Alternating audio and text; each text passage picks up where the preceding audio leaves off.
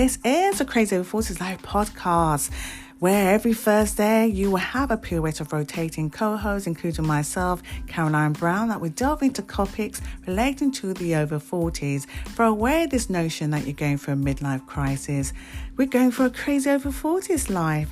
It's the time to uncover and rebirth our adolescent years filled with curiosity and all our desires. We do it right here on the Crazy Over 40s Live podcast. We look into relationships, emotional, sexual, financial wellness, entrepreneurships, providing you with an enjoyable delivery every Thursday. And don't forget to share and subscribe so you can keep updated on all the episodes as and when they become available. I hope you enjoy this episode.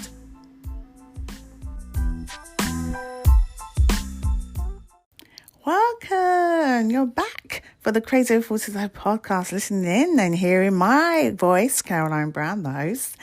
And as always, we have wonderful guests on our podcast. Having gained a financial independence in the early 40s, Alicia Holmes is passionate about bridging the gap of financial literacy for women of colour.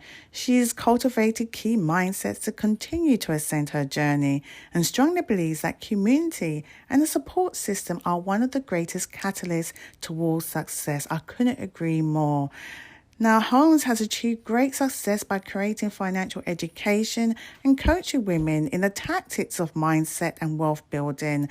And with her help, women all over the world, including you on the Crazy Over 40s Live podcast, will hear a path towards financial independence. And she has an upcoming 5-day challenge, which she shall be here telling us all about this. Holmes looks to inspire women like you on this Crazy Over 40s Live podcast and help infuse focus ambition as you work towards attaining financial independence and living empowered lives. Doesn't that sound wonderful? And she's going to provide applicable tools on the 5-day challenge. So listening more about that blend mindset, empowered action, and innovative money mastery. She's here on the Crazy Over 40s Live podcast after the interlude. And I'm your host, as always, Caroline Brown. And don't forget to share and subscribe so you can keep updated on all the episodes as and when they become available.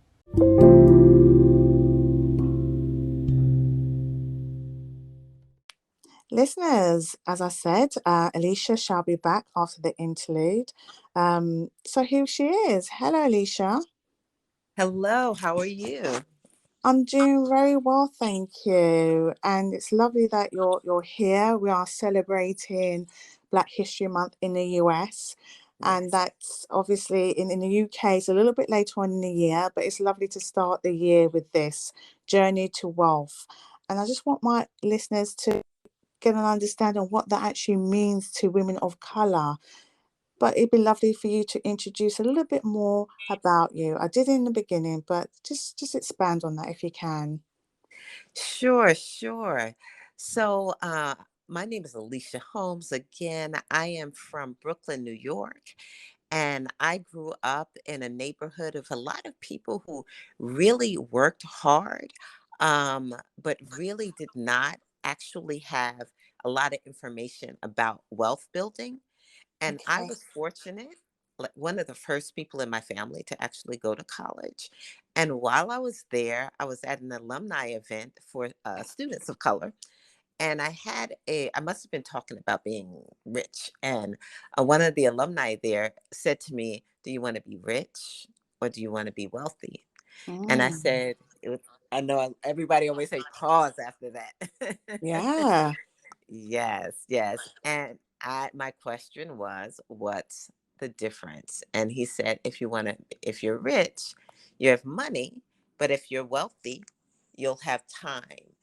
And I Okay. didn't know what that meant, but it was a paradigm shift. And I ended up being coached into what I would call um, a complete new mindset, a new way of looking at things where you don't have to exchange your time for money because you've made the kind of financial decisions where your money is working for you. The journey to wealth is the journey that I went on as a and embracing all of this really new information.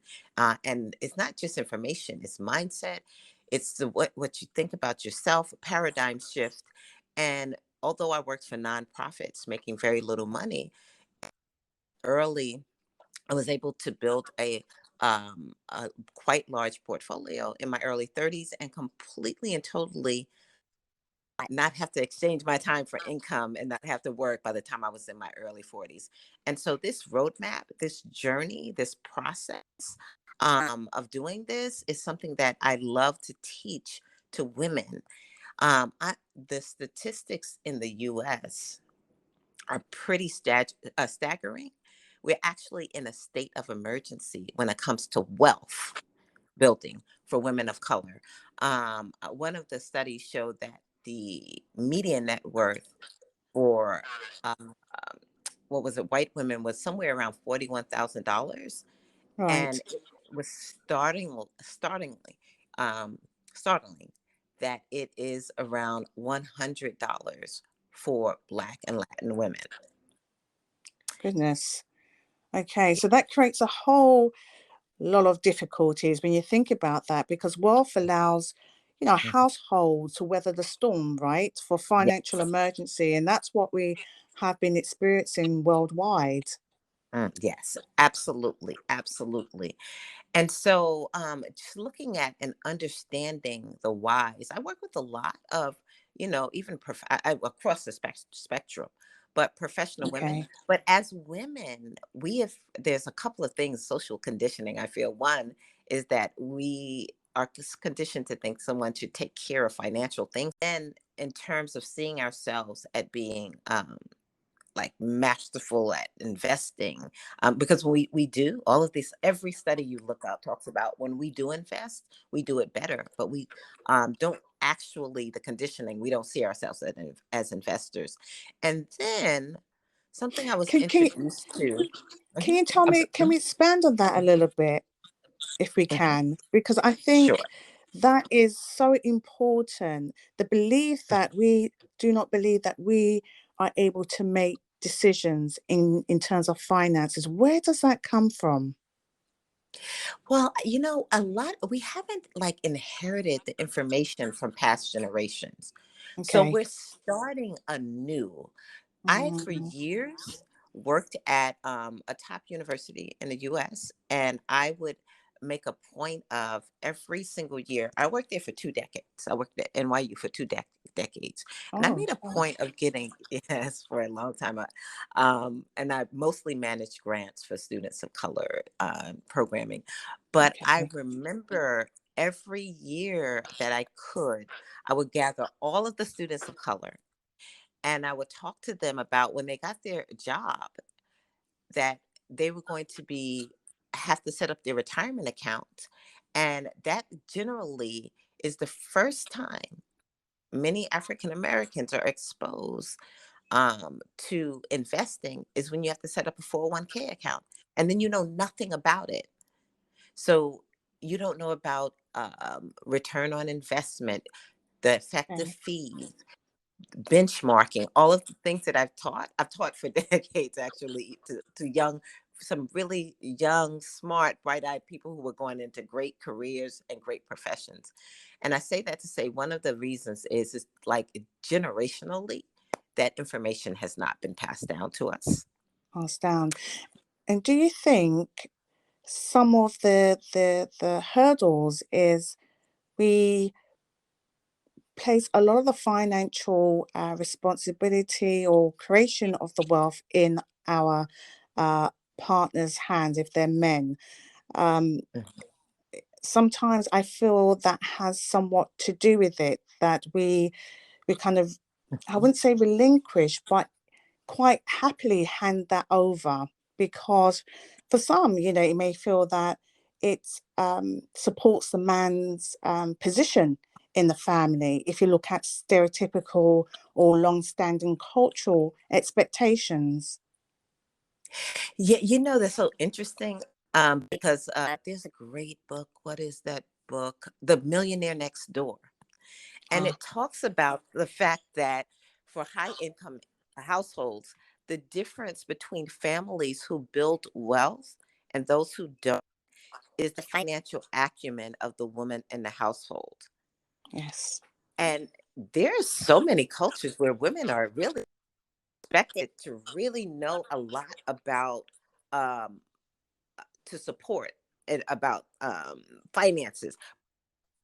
That old conversation about social conditioning, there's still that expectation that in the end, men will take care of this part of our lives. But the reality is that the households that do the best is where women have a lot of strong financial acumen.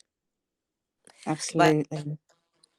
yes, and so one of the things that I used to teach a lot of tactics, and I bring in, I do. There's a book called "Heal Your Relationship with Money." It is written by an African American woman. It's 28 days of journaling, and it really has women unearth and uncover all of those stories that you've learned, that the many stories, the stories about you being a woman, and the story from your family, and how institutions have interacted with you, and just a vast number of really um, thoughtful things for people to really get an understanding of why they're making the choices that they make, why, how, and why we're spending. The other thing I would say for uh, Black women of targeted by marketing. And I was introduced to a concept when through my mentor as a very young woman. I never heard of this, of being status starved, and the effect that has on uh, you as a consumer, Mm. and really using the purchasing of things um, to improve how you feel about yourself when you are getting bombarded with a lot of information that actually doesn't support, like, you having a really strong feeling about yourself, and how that disproportionately affects Black spenders, and how Right. in many ways we tend to overspend because of that cultural phenomenon. And for Black and brown women, that phenomenon is real, can be really destructive in terms of us um, being consumers and building everyone else's wealth. So when resources flow in, they're Right. flowing out to places that are building everyone else's wealth. When you're a consumer versus an investor, it will flow to places where you're actually building your wealth. Right. So Mhm. it's as soon as you, well, the feeling of you, as soon as you get the finances, it's then lost through things that will not necessarily serve you well in the long run. Is that what you're Absolutely, absolutely. And I can say at this point, I've worked with over 1,000 women, and so many women have said to me, like, if I had known the places I could have put it and how it could have right? grown, if I had the, I would have done something differently. But there's Mhm. a lot of just, I just didn't know. Like, I show people, the effects of compound interest, and then that's great. And that's like, wow, like when you really embrace that. And then I show them like something as simply as investing in index funds, which is the market over time. And I have so many women, like, really and truly, they're like, I didn't know. And if you don't know, you find yourself buying stuff. Yeah, yeah. I Mhm, can see how that can happen, and mhm, that's the wonderful thing about what you're communicating here today, the journey to wealth, and it mhm, leads us to the conversation. I believe is building your wealth doesn't mean to say that is to kind of spend it on things that would depreciate or kind of waste away in a day or 3 days or a year or mhm, 2 years later. How mhm. do we begin to change that around? How we begin to address some of those things? So I start in my program now is so important with mindset, with looking at um, it's a larger conversation about almost like the net worth. Net wealth is uh, around your net worth, and actually seeing yourself as worthy, and then Yes. unearthing the stories. That's the process. I start there, and then throughout teaching like the actual specialized knowledge for building wealth. So one of the first things that I was taught was a target that you can't hit a target that you can't define. And so it was out. So wealth was defined for me in the economic system. If you want to actually be in the game of when resources coming in building wealth, to measure your net worth, and what you measure matters. And so your net worth is everything you own versus, and you take away everything you owe, and that bottom line is your net worth. So just paying attention to that and seeing how that changes over time actually really I could say there's so much that you actually can't even put into words about just doing that one thing alone, how Yes. that changes your outlook. And so a lot of times we don't know to pay attention to our net worth and measure it. And I genuinely, I mean, from the first my first job, I was creating net worth statements and I was making decisions, because when your resources are flowing, your salary could go up and up. Your Right. business could be successful.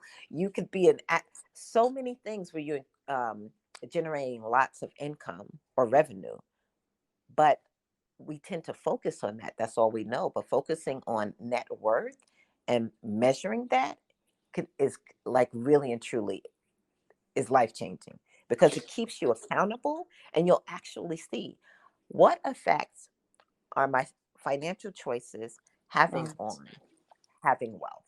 Having wealth.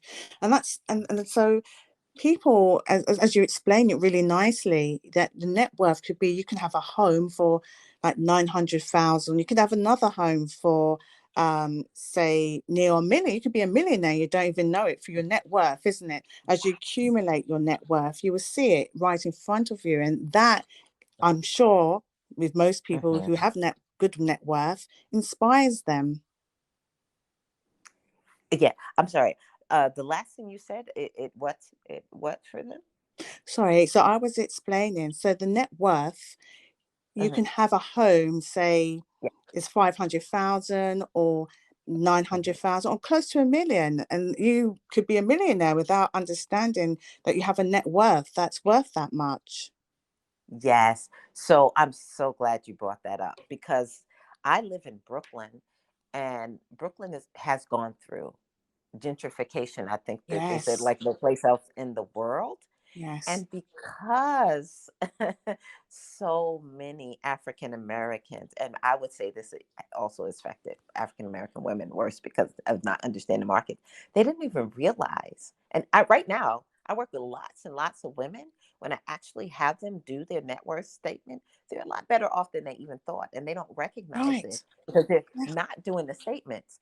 But Mm. that makes you extremely vulnerable, Tell us because how. people have sold property. It's a terrible, it's Yes, epidemic in Brooklyn. African Americans selling property because they didn't understand what they had. They hadn't looked at it from a net worth perspective, and they couldn't project out into having a long-term view of the future. right, I, right. yeah, I have family members who have let go of, these great brownstone houses, Oh, for wonderful. Oh hundreds my of goodness. thousands that are worth millions now. And, Yeah. all kinds of special deals. You can get cash. And if they were focused on their net worth and the other thing long term, and every time I was able to talk to family and friends about their net worth and not be understanding what they're giving up, what they're really giving up by selling their property. And I would say, yes, you may see, six, seven, 800K now, but in 3 years it could be 2 million. In 5 years it could be, 8 million. And a lot of what I said has come to pass with these townhouses in Brooklyn. But that cash in hand and not understanding their net worth made So them very enticing. vulnerable. It's so Ah, enticing. And it's the same thing, actually, may I mhm, add, in the UK. There are locations in the UK, particularly London, that the same has happened. Those are from the Caribbean countries who came over, who bought in these prime locations, have sold too early, and the same has happened. So it's quite Yes. interesting you said that. Now, in that position, what would you advise? Because there may be some who said that the children have flown the nest, the house is rattling, is deteriorating a little bit, don't have the funds to upkeep it, or feel it's just a little bit too much for them to take on the stairs and so on. What would you suggest? So mostly, if it is possible to maintain and keep your property, particularly in like gentrified areas like this, because uh, the net worth and the wealth that um, people receive from owning property, literally, there's a history, even in this country, of that shifting the opportunities for middle class families to send their um, children to college and do things for the next generation. So, owning property has been a very important generational asset for Yes. having families have access to resources that can give opportunities and change lives for generations. Mm, So it's a big decision to give up. That's when I talk about the opportunity cost to actually move property out of your family. But let's say you genuinely, and I can't tell you how often people are like, oh, I don't have money to invest. And we do look at, or, oh, I can't save this property. And we actually look at the numbers and what it is. Sometimes I think that short term, I just like having that cash in hand really is more of a driver than not being able to keep and maintain it and really understanding the opportunity cost of doing that. But let's mm, say you really cannot continue to maintain it, then you have to have a strategy for when resources come into your life. I call them windfalls. You sold your property. Someone in your family may have passed and left the insurance policy to you. I would genuinely say when you don't have the information I'm talking about, that where you understand where to invest, why it's important to invest, how your money can grow, not having to exchange your time for income, how you can do it. Very often, when you get those windfalls, they just kind of go into the ether. And I would say, over 90%, the biggest story that so many women that I work with have is a conversation about the money that has gone through their hands. I wrote an article there's a saying, from money comes, money goes, and people love. And a lot of African American, I have to say, money come, money goes. And I said, how about money comes, money grows? mm. So when you get a windfall like that, or when you sell property, knowing how to leverage that. In our community, I believe, and particularly for Black women, a lot of those lost opportunity costs of when you sold a property, or you received a windfall from anything from a lawsuit to a someone leaving money to you. That if that had been invested, there would be a whole new world of what was available and possible to so many people. But again, it goes back to understanding that. Right. So what you clearly are saying is that, the financial system can easily strip Black households or people of color of the same access to investments that can create the wealth that you're talking about. Yes. Yes. I absolutely say that. It happens with the conversations that are had for people to part with their property. It happens at the other place that it happens. So I teach something, an investing masterclass, the like fundamental principles that you need to understand if you're an investor. And if you don't understand those principles and you're interacting with financial professionals, I say it's something similar to, like, you don't want to go to a car dealership to purchase cars and not know anything about that. Yes. Self at a terrible disadvantage. It Right. is the same exact thing when it comes to finances. So very often, um, I do something where I teach the fundamentals and then I show women how to evaluate their portfolio. And very often, their fees are far too high. And the effect of that, Okay. I show numerically, and that's a lot to go in. Like, and then I show um, return on investment. How do you evaluate that? So someone will say, "Oh, yeah, but my I'm working a professional. My portfolio went up 20K last year, but that's only 3%, and the market is up Mhm. 18%. Right. So you're really at a loss. So understanding return on investment and also understanding benchmarking, which is what I just did. If the market's up 18 and you made 3%, you're not sound investments. And so I find that a lot of women, particularly all women, but particularly women of color, not having Mm. this information, can find themselves taken advantage of. It's this gray area um, of it's not quite illegal, although there is a lot of laws here in the U.S. now that fiduciary laws that say that financial professionals have to act in your best interest. But most women can't evaluate if they're acting in their best interest or not. Absolutely not. I'm like, I I know gotta help this them. because I've been there. I know. I know. Absolutely. I've been there, so I Hmm. know exactly what you mean.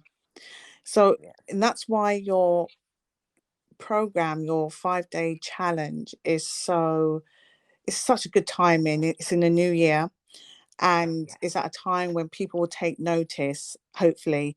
And it's never too late. It's never too late to get started. It's never too late to regain your focus or to kind of understand the ambition behind wealth. Wealth leads you, as you said before, to different access different areas that you may not have previously been able to enter, which is sometimes, education, as you spoke about, providing for the future, and also things such as housing, more housing. If you're building generational wealth, the point is that you support those who are in your family to continue the legacy, Mhm. such as that. And that's what I like about your program. Tell us a little bit more about that, but also about the program that you have going in a few days' time, I believe.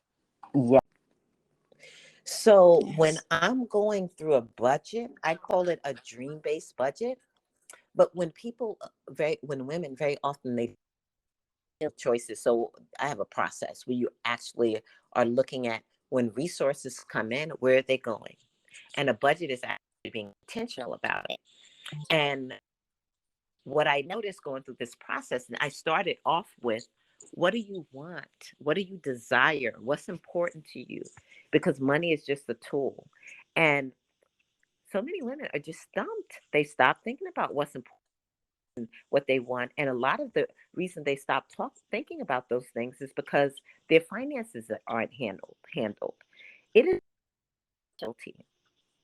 Like it's actually, the devil is sometime in the details. It's like it you stop dreaming and even thinking about the things that you want to have happen when this area of finances is not handled. So it's just a generational and all those things. But while you're alive, while you're living, the effect that it has on you. So I just wanted to add that because it's really, even me working with so many women, I didn't realize how prevalent and how much of a casualty this was until I worked with so many women.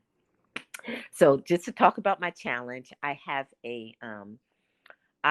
gathered so many of so many amazing women to do almost like a 5-day summit on all of the things. So I start off with the first 3 days are all about what I call fertile ground. because you have. I love a quote where it says you can't throw seeds on concrete and expect them to grow. Mm. And so I have actually a dear friend of mine. Her name is Hazel Ortega. She is a powerful manifester. She is a dream big. She wrote a book from this to give you an example of some of the ladies who are speaking, from bounce checks to private jets. Um, Mm.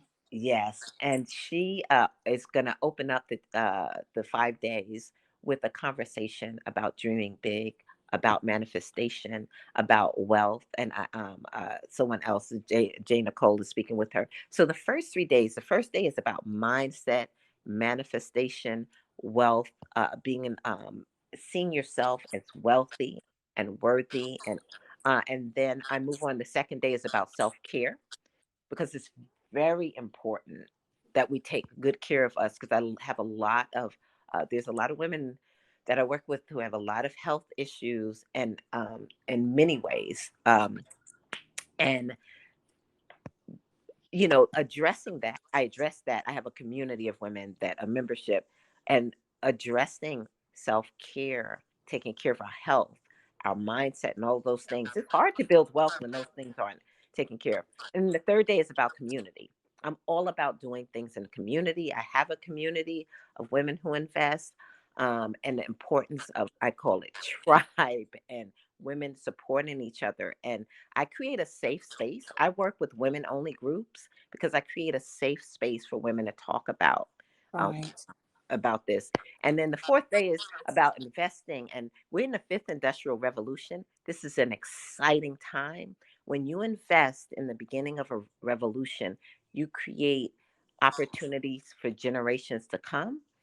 I want to talk about everything Web3, digital currencies, NFTs, the future of currencies. I have two incredibly powerful ladies who built quite a bit of wealth and invested in all areas speaking.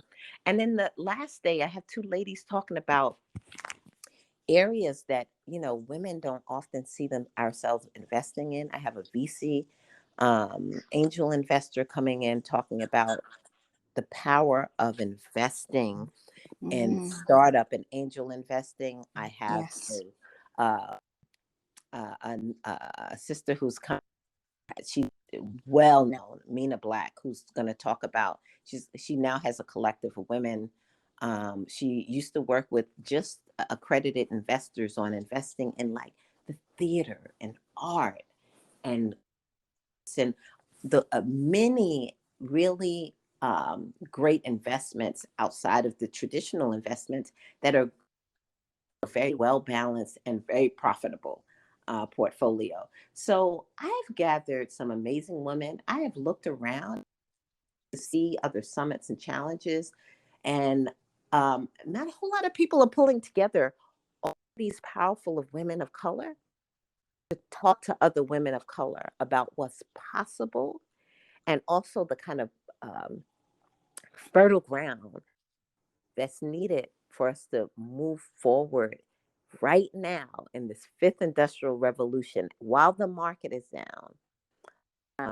So yeah, so I'm excited. I feel like if there's ever a year to do this, is now because you want to, when the market is down, this is when they call smart money is making Yes. all of the right decisions. And when the market rebounds, they will find themselves in incredible positions.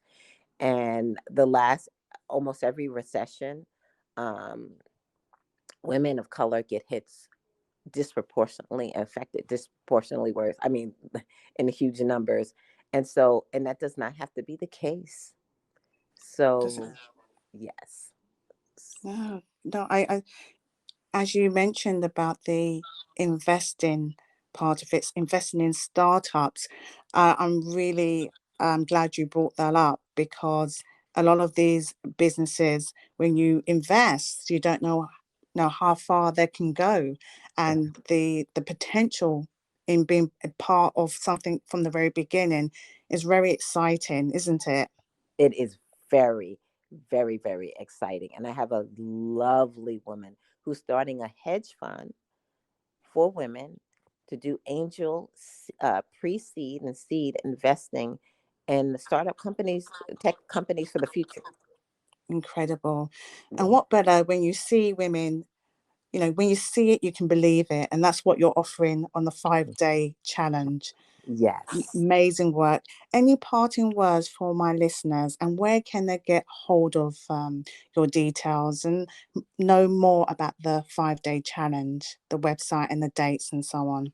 Yeah. So it's called seducingabundance.com. And I really wanted to focus on the feminine, and receiving. And these are all powerful women who stand in, like, being amazing women, who are manifestors and have the information and the belief in themselves. And so it's called Seducing Abundance on Your Journey to Wealth. And the actual website is seducingabundance.com. Okay. And it will run from the 20th to the 24th, is that right? Yes, it does. There is an opening session on the 18th. Okay. It'll be great to attend that. But yes, it runs from the 20th to the 24th. And also every day I do a short lesson on my roadmap. I do a short lesson on net worth, on having a dream building budget, on investing fundamentals, an introduction. So each day for about 45 minutes, I 30 minutes, I will give a brief conversation about the roadmap to the journey to wealth, and leave 15 minutes for ladies to ask questions. Yeah. And they can join that on the information you just provided just Yes, now. yes, Okay. they can. Hmm. Right. Any parting last words for my listeners? Just that this actually is incredible time to learn about investing, get in the game, tighten our belts, because the recession is here. um, and just, never stop dreaming. Like, just never stop dreaming.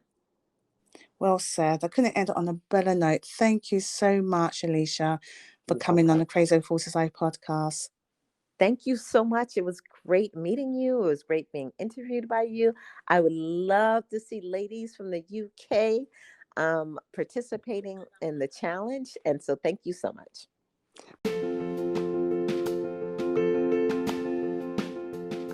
Oh, thank you, Alicia. Alicia left her details, and to join in the 5-day challenge, you can online. You could be anywhere around the world, as she said, and it starts on the 18th of February. And the details she left will be on the details of the podcast. We should continue to be inspired. Brian and Nora Watkins are a father and daughter entrepreneur relationship. They've developed several signature scents and fragrances. Where there is scent, there are memories, they say. Brian and Nora Watkins know this well, and their passion for this mantra led to the creation of their fragrance company, Norian. That shall be here on the next episode of the Crazy Over 40s Live podcast, which is every Thursday. And don't forget to share and subscribe so you can keep updated on all the episodes as and when they become available. And I'm your host, Caroline Brown.